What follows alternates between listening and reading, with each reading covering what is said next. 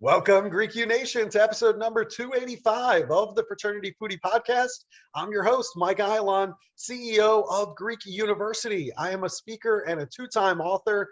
Go and pick up our second book today. It's called From Letters to Leaders, Redefining New Member Education and Leveraging Belonging to Eliminate Hazing. That book is available on Amazon. Go and check it out. We call these episodes the Fraternity Foodie Podcast because there is nothing like great food to bring fraternity, sorority, and college student leaders together. You have a special treat in front of you today. I am so happy that you have tuned in, and I promise you this episode is not going to disappoint. We have two guests today on the Fraternity Foodie Podcast on a very similar topic. The first is Margaret Freeman. She is the author of Women of Discriminating Taste, White Sororities, and the Making of American Ladyhood, which examines the role of historically white sororities in the shaping of white womanhood in the 20th century. We actually did a whole show a while back on this book. It's episode number 104. I was a baby back then. You might not even recognize me, but go and check out that episode because we had some really great discussions. Now, we also have with us Elizabeth Boyd. She is the author of the brand new book, just came out. It's called Southern Beauty, Race, Ritual, and Memory in the Modern South. And it explains a curiosity: why a feminine ideal rooted in the 19th century continues to enjoy currency well into the 21st century. Elizabeth Boyd examines how the continuation of certain gender rituals in the American South has served to perpetuate racism, sexism, and classism in the United States. I can't wait to dive in. Welcome to the show, Elizabeth and Margaret. Thanks, Michael. Of course. It's so great having you both on. Thank you so much for being on the show. I have some great questions, and I can't wait to jump in here. So we're going to start with Elizabeth first. Now, I know you did your undergraduate studies at Trinity University in San Antonio, one of my favorite universities in the state of Texas, just because I did recruitment work on campus. And then you did Ole Miss for your master's degree in Southern Studies, and then UT Austin for your PhD in American Studies. Now, you have long-standing expertise on the U.S. South. I'm just dying to know, why has this been an area of focus for you? You could have gone a lot of different directions. That's right. Well, you know, Michael, I grew up in Jackson, Mississippi, in the immediate aftermath of the Civil Rights Movement. I lived on the Millsaps College campus, where my father was a professor, and my parents were sort of left-leaning, liberal types. They were not civil rights activists of any sort, but they were very much anti-racist in attitude.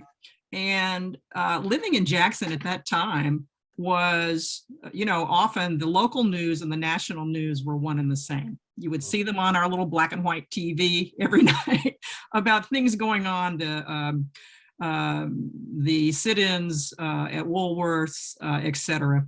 And then I was one of the white kids who stayed in the public schools because of my parents' stance when the schools were desegregated with all deliberate speed in 1969. That's how long it took.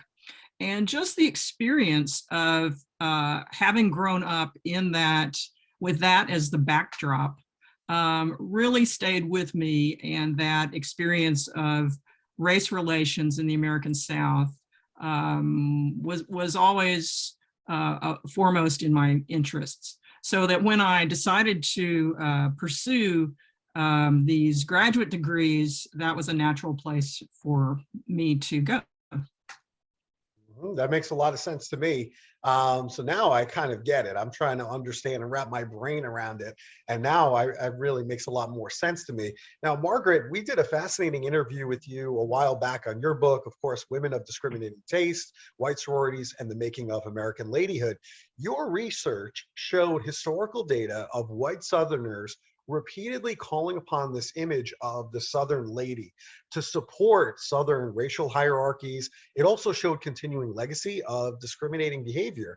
And recently, the popular television show The Bachelor had the winner, her name is Rachel, she was facing all kinds of media backlash for attending an antebellum plantation themed ball at Georgia College and State University, which was actually thrown by a college fraternity.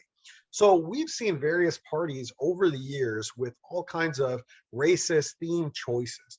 So I'm just trying to understand, why do we see this type of theme recurring over history within the fraternity and sorority community, and especially so in the South? Yeah, I think that's a really interesting example with Rachel Kirkconnell, because primarily it brings to light a lot of people's ignorance, or I don't know if it was in her case, like a feigned ignorance of that image of the Southern Belle, and her relationship to the pre-Civil War Southern society that existed because of the enslavement of Black people. And the understanding that that icon of the bell is just as damaging as when we see the sorority and fraternity members show up in blackface at a party, or brandishing the Confederate battle flag, or using racial slurs, which unfortunately we know that all of this still does happen. But because the white belle lady figure has been pictured, incorrectly, as set apart from the violence of the plantation system, the brutality of enslavement, that she's an aspect of that Southern aesthetic I write about in my book that seemed innocuous to many white people, right? It's like girls playing dress up, or they think of it as that just the historical pageantry. And people hadn't for a long time, and some still don't and can't sort of connect that, the beauty, the femininity, the non-threatening image. I think I write about the non-threatening model of the Southern lady as important for sororities particularly.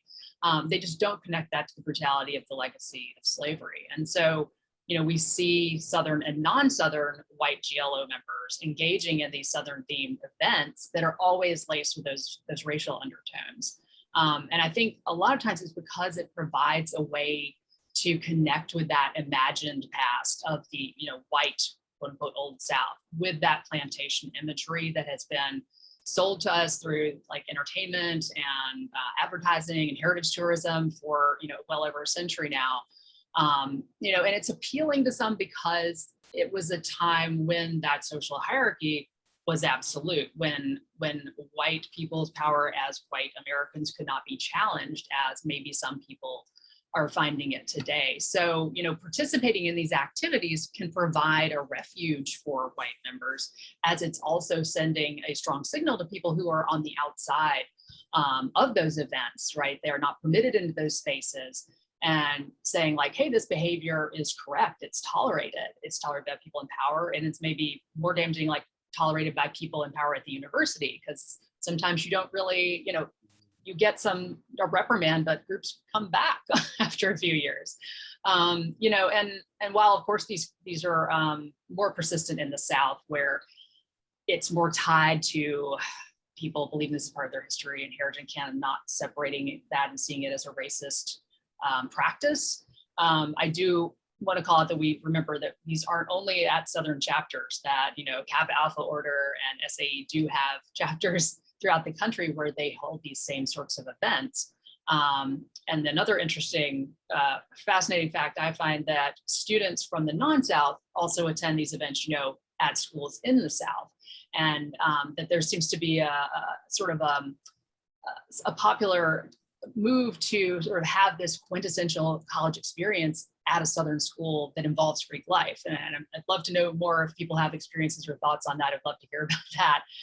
But I think that this larger appeal to all for that Southern aesthetic, it's sort of that marker of the imagined aristocracy that, you're demonstrating your association with that elite background through this group, through your exclusivity and power. And it's important that it's still done with actions that are, representing racial exclusivity, unfortunately. I mean, it's mind blowing to me that these types of events are still occurring. No matter how much I talk to fraternity and sorority members about thinking about the themes that they're using for social events and how hurtful some of this stuff in the past has been, and I certainly bring them up. I mean, I show them photos and other imagery that were connected to various instances that have happened over time, but yet they persist. And then obviously the demographics on U.S. college campuses have significantly changed. Obviously a much more diverse college population today than it was, let's say, in the early 1900s, but yet it still persists no matter how much we talk about it. So it's a little bit frustrating for me to see that recurring. Now, Elizabeth, you're releasing this new book in August. It's called Southern Beauty, Race, Ritual, and Memory in the Modern South. We are already starting to see an avalanche of what's called Alabama Rush TikTok videos, okay, or Bama Rush or Rush Talk, however you want to classify it, all the same genre. And it's just like last year where potential new members in sororities at Alabama are going to be showing us the latest fashions that they're going to be wearing in order to get chosen by their top choice sorority on campus. So clearly the ability to do white Southern womanhood convincingly and on cue still has remained as a valued performance today on college campuses. Right. Why does this persist? Yeah, well, so it's already started, all these Rush Talk videos, as you've suggested, with their outfits of the day. And I saw one yesterday that was, here's what's inside my Rush bag. I have my, what she's going to be carrying with her up and down sorority row when she goes to the parties. And here's my clear bag, and here's my poncho in case it rains, and here's my mascara, or whatever it is. Mm-hmm. And honestly, the Rush bag aside, this sort of phenomenon of this proliferation of images and videos seems to me just the new technology of trying to rep yourself and commodify yourself so that you're attractive and desirable to these organizations. And it's an attempt also to get around the official rules of Rush, which don't allow, they used to allow a long time ago what they called summer rush, which was really the Wild West of all sorts of things that are no longer allowed today. Back in your hometown, bringing gifts to the people that you wanted to be in your club and taking them out to dinner and all sorts of things like that. So, but this is an attempt by the what is now, I understand, called potential new members, but is widely known as Rushies, to have some sort of to promote their brand and to visually get in front of the people that will be making these selections. Yeah. I mean, it's really troublesome for me as somebody who understands the history of fraternity and sorority, understanding that we are values-based organizations. So when I see, these Rush Talks and everything is about appearance versus the values of these women, I mean, that's what I want to talk about is who are these women? What do they stand for? What do they believe in? And is that a match with the values of today's sororities? Right. So you mentioned, and you asked about on cue, about this performance of the white Southern womanhood that you have to perform, sort of turning on a dime, if you will.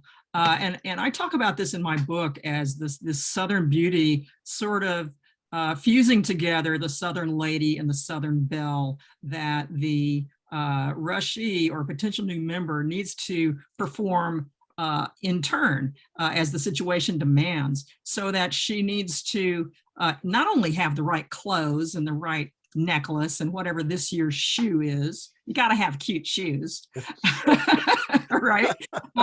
But to be able to be perky and personable and have the right conversational topics, to have this sort of dexterity, so that you're that you're a personable person that they would want to have in their club, but you also need to be able to perform, when required, this sort of more mature empathy that is associated with the lady. Because there's the sorority rush is what I call a feminine stratification ritual. Okay, it's when the pecking order on campus gets sorted out with the very top groups, by whatever evaluation, are able to secure the most attractive new members from their perspective. And that may have to do with values, but let's face it, it also has to do with appearance, because they want to attract people who will also be attractive to fraternities. Okay. But so this stratification ritual is this two-way scrutiny session, these parties, where the members and the actives and the potential new members are evaluating each other in real time. And it's not much time either, so they're having to, they're exceedingly friendly on both sides, but they're both trying to get more information from each other without showing their hand too much. So there are some things that you can tell from appearances. Is she gracious? Is she well spoken? Is she attractive? Or is she dressed nicely? Is she not showing too much skin? But there are other things that you can't find out from appearances, and that has to do with your reputation, with your family status, about wealth. But usually these things have already been researched extensively by the groups, so they know most of that. But if there are any things that seem awry or not matching up with what they are looking for or they thought about you, then you might drop further down their bid list.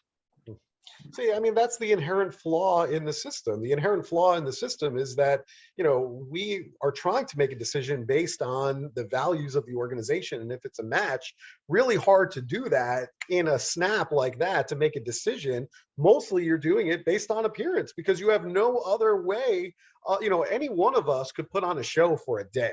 Okay. But it's very hard to do that over weeks or months, right? Well, for many of the young women going through rush at the large competitive Southern schools, they have been prepping for this for years. So this is not something that they started over the summer. This is something that they knew for some years that they wanted to do, and they were taking care during high school to make sure that their reputation was not sullied in any way, because this would get back to the young women at the university. Wow. Margaret, your research has shown sororities to be conservative in nature, inherently discriminatory at times in its history. So are you seeing any evidence that changes are being made? For example, I do know that many sororities have recently done away with the need for recommendation letters from alumni, which ultimately kept out diverse members over many, many years.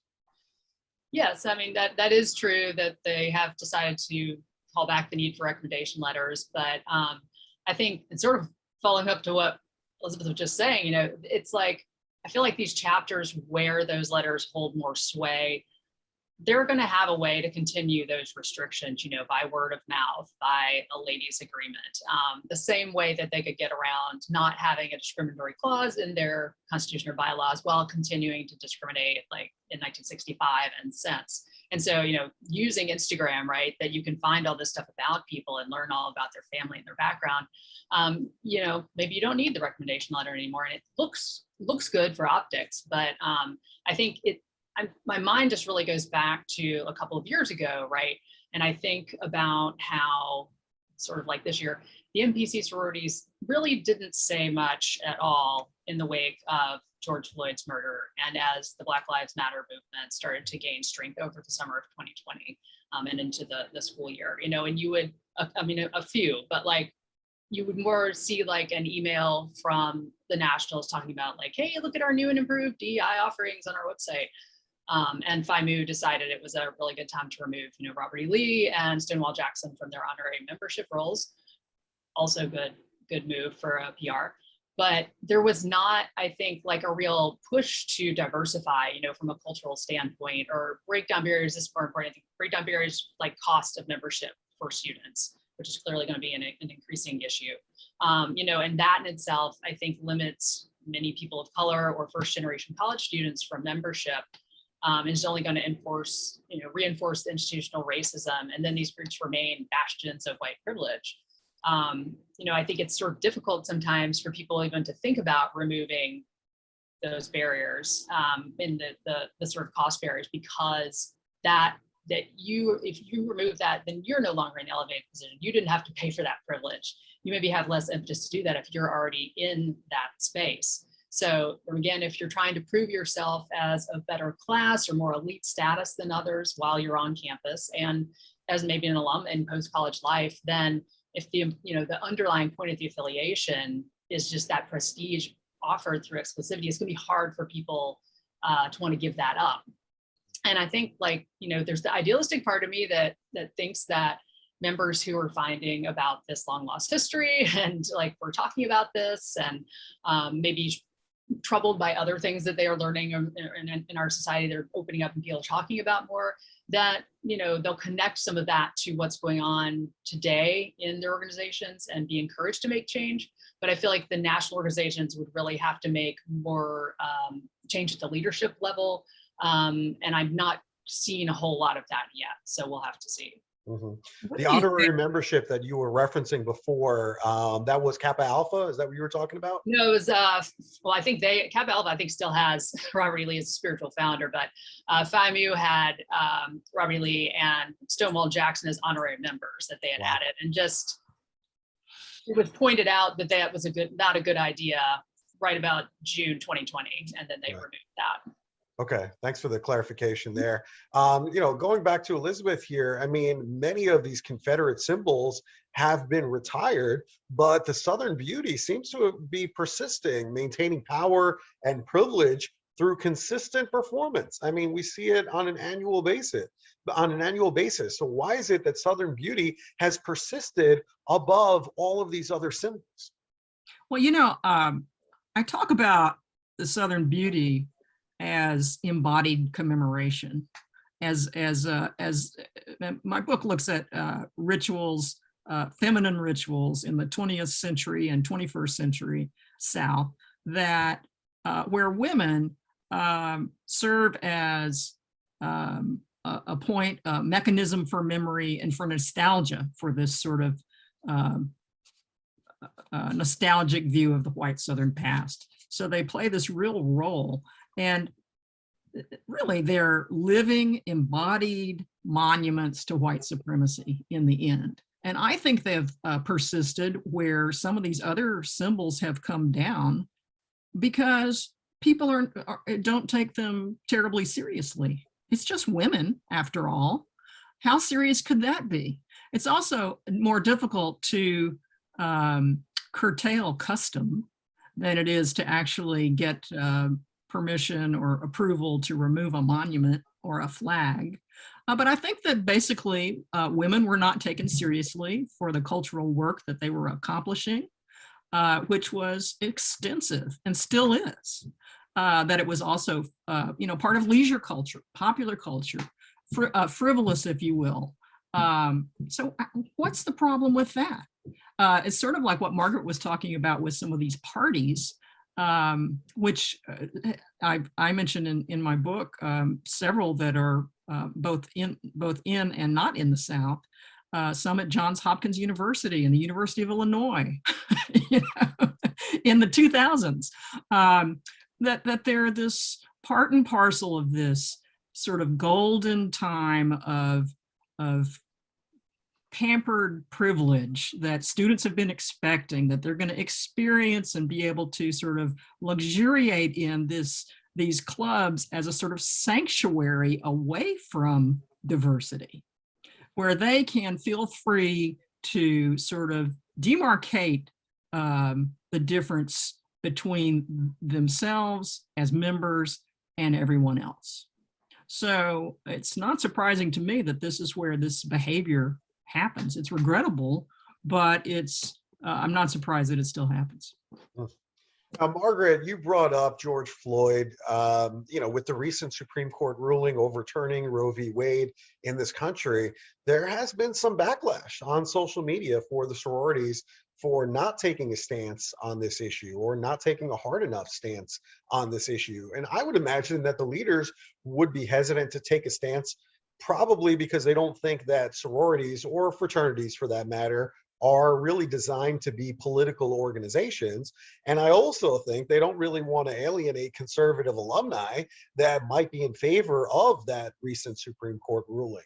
And what's interesting to me, what's so fascinating about this is that fraternities started, let's say in the early 1800s and mid 1800s, for debate because the college campuses wouldn't let them talk about these issues. So they just went off campus with their discussions.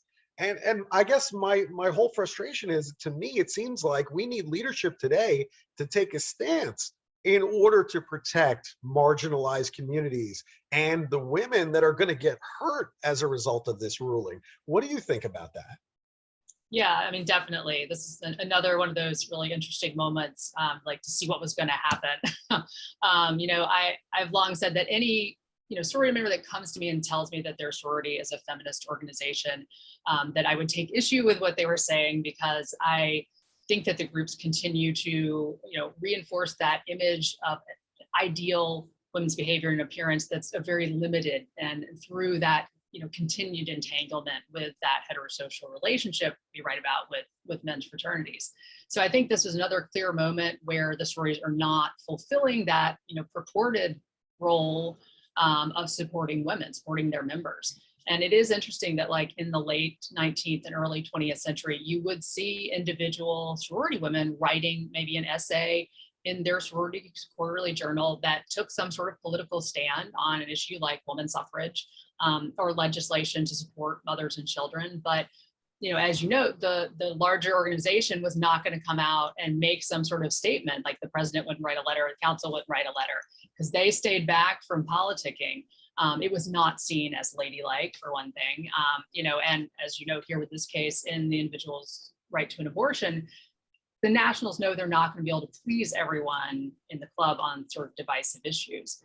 I will note it's interesting that it was probably around World War I and after that they stopped having quite as many open sort of essays, and it seemed like PR got a little bit tightened, but there was a time where that was a little bit more open. And I guess the parallel then today would be what you saw then on Instagram, on Facebook, when they finally put up some sort of post ruling, and then the members could respond to the comments unless they cut the comments off. And so, it was, to me, I guess, looking at it on Instagram, it was like there was maybe like almost like an approved template or something from the NPC that each sorority seemed like they could sort of edit to fit their comfort zone. So you would get some that were more specifically saying, we're realizing that this is going to inordinately affect members of color. We're going to stand with them and support them. Or then others were just more limited to, we realize people have differences of opinions and we want you to respectfully discuss, which is, could be talking about anything. And I heard that these responses were actually being rated on TikTok, which is fairly interesting, from all the different sororities, NPC and PHC. But I think overall, if you are supposed to be a modern organization that's supporting women, or women identifying or non-binary individuals in, and moving them forward and supporting them in a society that still remains largely androcentric, that you really need to come out and make like a clear statement at this time on these issues. I thought that this might be a chance for them to sort of get past that fear of speaking of, that fear of alienating members you're talking about, who must be giving them a lot of money, or fear of losing political support that they count on through connections in FSPAC, the Fraternity and Sorority Political Action Committee. Maybe if they speak out on something that's perceived as a liberal issue, even though the right to abortion is supported by the majority of adults in America. So really, for the most part, I think it's a missed opportunity right now, and we'll just have to see what develops as this goes forward, because obviously it's going to continue to negatively affect more and more people. Well said. Elizabeth, I'm curious, where are we going to go from here? And I'll go on record as saying I believe in Gen Z. I believe in the college students, okay? Because our undergraduates, I will tell you from firsthand working with these students every day, every week, our undergraduates want to eliminate racism. They want to eliminate sexism. They want to eliminate classism. If the continuation of certain gender rituals in the American South over the last century has served to perpetuate racism, sexism, and classism, then how in the world do we acknowledge our history and then make meaningful change going forward? Well, a couple of things about that. Acknowledging their history, I mean, it is my fervent hope, as Margaret said, that members and students, Gen Z, will come to know their history. I think some of them know an impartial history, and that they will honestly discuss it and take a hard look in the mirror. What are they doing? They say that they want to end racism, classism, and sexism. I would say, watch and see what they are doing. What are they doing about it? Because when the issue of desegregating clubs came up, there had long been, on the books, this sort of laissez-faire attitude of recruiting new members that said, well, we mailed the same pamphlet to all the students, but they don't sign up. And we know from equal opportunity law that it takes more than opening the door to actually make it attractive for people to actually go through that process. So I would say, look at what their actions are more than what they say. And I would also say, there've been some interesting developments that I'm really excited about. For instance, in thinking, this is not so much about sororities, but for instance, in Birmingham, a young woman started a change.org petition called No More Bells, and basically got the Birmingham Bells to disband. The same thing sort of happened, something similar happened in Wilmington, North Carolina. And there have been some schools, I'm sure that you know more about this than I do, in the Northeast, in New England, that are talking about just dismantling certain clubs. Now, I know that that's probably not what you want to see happen, but there has to be this question about, well, what is it that we are promoting here, and do I want to be a part of that? Because sort of not knowing about the privilege that you are inculcating and benefiting from that's part of what white privilege is the comfort of not having to think too hard about it, right? So I would say that the students would need to, the change has to come from within, and the students would need to change their criteria for recruitment. Recommendation letters are one thing, certainly, but as Margaret pointed out, that's easily worked around. I would say that structural things about voting. What about clubs that still have blackballing? That is, it's no secret that the clubs that did desegregate first were the ones that had a simple majority vote or plurality. So that because there have been members pushing from within to change who they're recruiting, but you could do away with blackballing. That would be good. And also alumni input. There's way too much alumni input on the ground, in the house, on pref night, and when the voting happens. And some of the young women are not strong enough possibly to stand up to, sometimes people were removed from bid lists, and it came from the alumni advisors.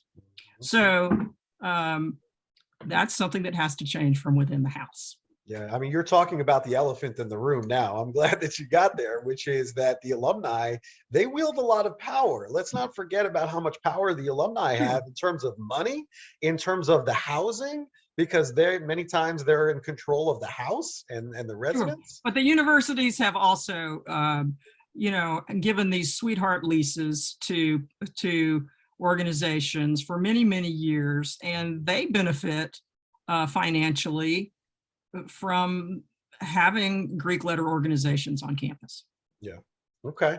Well, Margaret, I mean, today there are many concerns. We've hit on a few of them in the United States over changing social demographics, racial discord. How big a player have the national sororities been in this grassroots conservative movement of the 20th century? And do you see that continuing with Gen Z in the future? Well, not sure yet, but you bring up a really good point about the sort of concerns, those current concerns that are, maybe about conventional boundaries of race and gender that are becoming more fluid and maybe less understandable to certain people today, and maybe, threatening, frankly, to some people in America today. And there's definitely a parallel to that sort of response to the way that the NPC and the NIC groups were reacting in the mid-20th century when they started to feel that their organizations were under attack, when they were being challenged as discriminatory organizations, based on those membership selection practices. And it was in that time that the national sororities and fraternities began to try to argue for what they called their freedom of association, which was really the freedom to maintain a segregated social club, racially segregated space. And again, since we were just talking about the importance of the alumni here, I should point out that this is really sort of driven by the alumni. And it sort of filters down through advisors, through different officers, to trusted students on campuses. And so, they're teaching everyone in this organization to position themselves in this fight for freedom of association.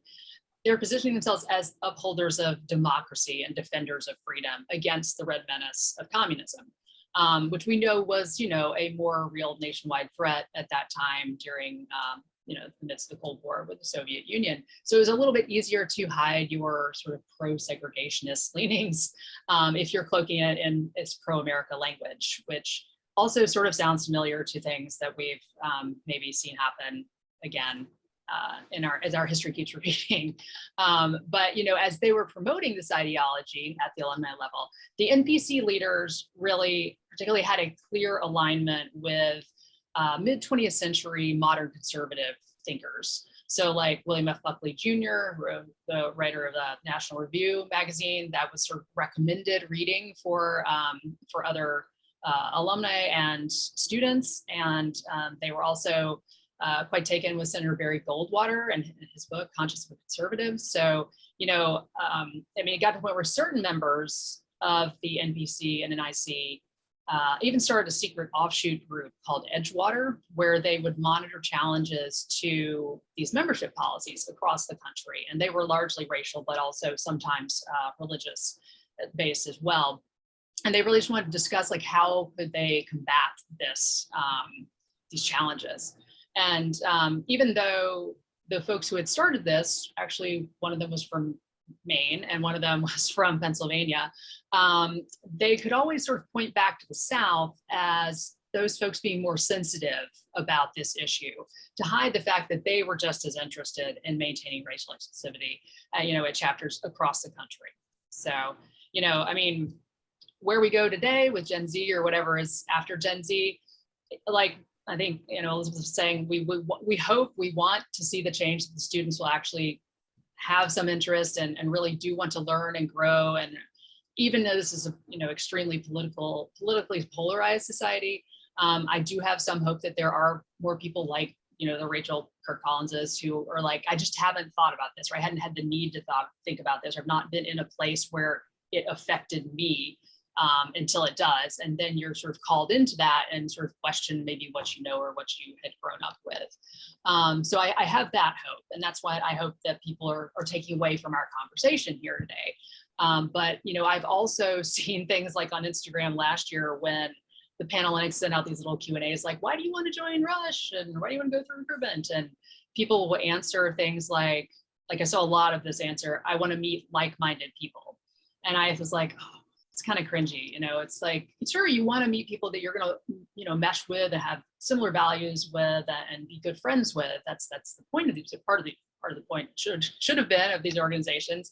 But that really gives me pause, because again, we've talked about that sort of superficial way you meet people in Sorority Rush, that's not really how you're judging the people on these values. You're judging them on, I could say, I know where that person bought their clothes. I know like the cultural lingo we're going to have might be the same, but there's been many times where I've had friends and relationships that came from a situation where I never would have thought, based on that snap judgment, that I would get along with somebody.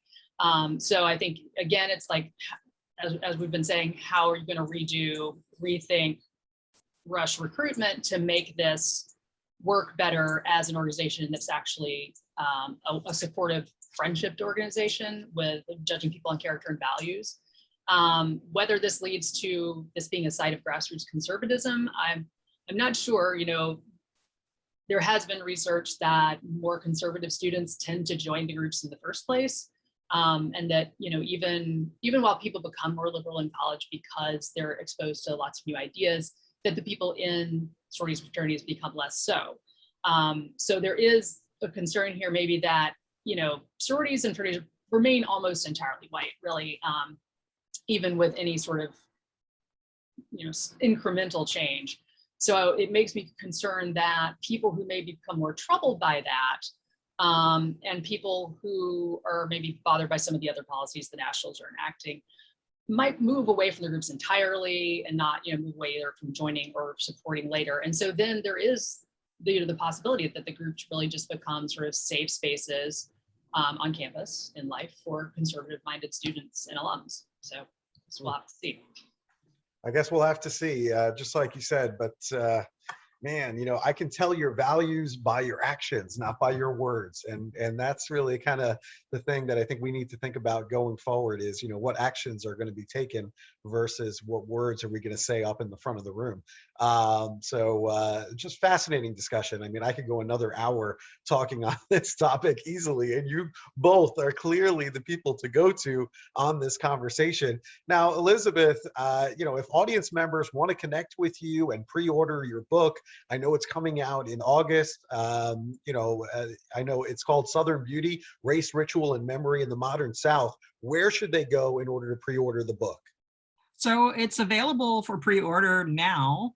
It's coming out August 15th, so possibly by the time this drops, it will be on the shelves. It's at all the usual online retailers, as well as your independent bookstores in town, Barnes & Noble, Amazon, UGA Press. We gotta love them. You can get it from their website. Yeah. Fantastic. I really appreciate the conversation, Elizabeth.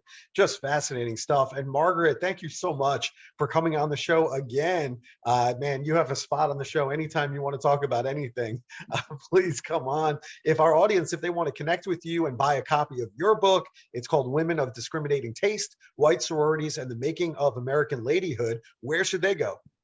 Well, they can go to my website. I think it's margaretlfreeman.com.